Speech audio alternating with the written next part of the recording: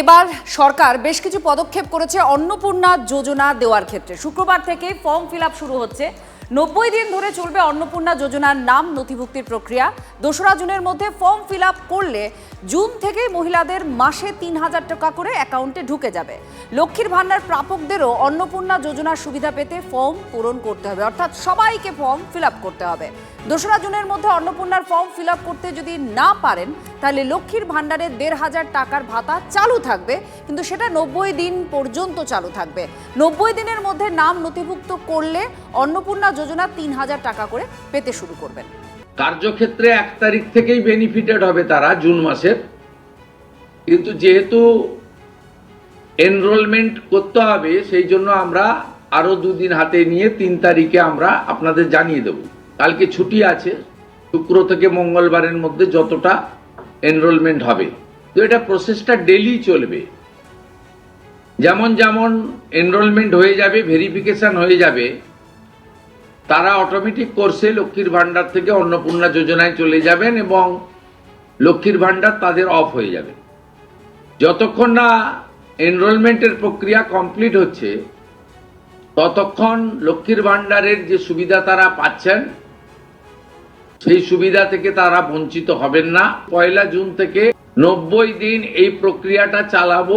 অনলাইনে হবে, অফলাইনেও হবে। বিডিওরা এবং পৌরসভা থেকে তারা করবেন। বড় পৌরসভা কর্পোরেশনের ক্ষেত্রে ওয়ার্ড ভিত্তিক, বড় ভিত্তিকও হবে।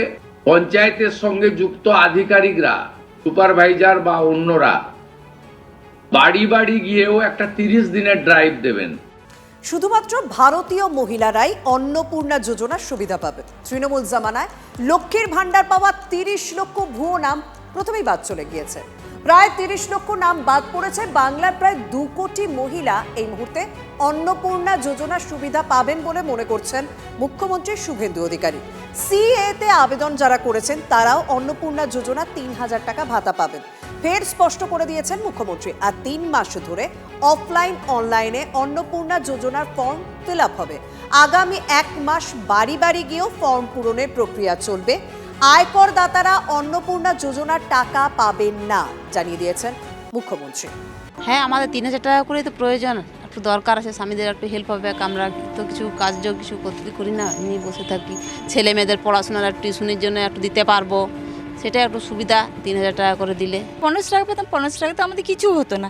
এবার নতুন সরকার এসছে, 3000 টাকা স্বামীর পাশে দাঁড়াতেও পারবো। আমরা পাঁচ দুয়ারে খেটে খাই, আমাদের তো প্রাপ্য। হ্যাঁ, এবার আমার স্বামী চাকরি করছে, আমি পাচ্ছি। আমার বড় বিজনেস আছে, আমি পাচ্ছি, সেটা তো পাওয়া উচিত নয়। যারা পাওয়ার যোগ্য তারা পাক, আর যারা পাওয়ার যোগ্য নয়, যেরকম একটা বাড়িতে 4টে করে সরকারি কর্মচারী আছে তাদের স্ত্রীরাও লক্ষ্মী ভাণ্ডার পাচ্ছে, এবং যাদের বাড়িতে হয়তো প্রচুর বিল্ডিং আছে তারাও লক্ষ্মীর ভাণ্ডারও পাচ্ছে এবং বিপিএল কার্ডও আছে, কিন্তু সেগুলো ছাঁটাই করে যারা ন্যায্য মূল্য ভিত্তি যেটা পাওয়া দরকার সেটা পাক। অন্নপূর্ণা ভাণ্ডারটা পেলে আমাদের তো খুবই ভালো হয়। কেন? কারণ এটা অনেক আমাদের সুবিধা হবে, কারণ আর্থিক অবস্থাও তো খুব একটা আমাদের নেই। তাই যদি 3000 টাকাটা পায় তাহলে আমাদের সাংসারিক খুবই উপকার হবে।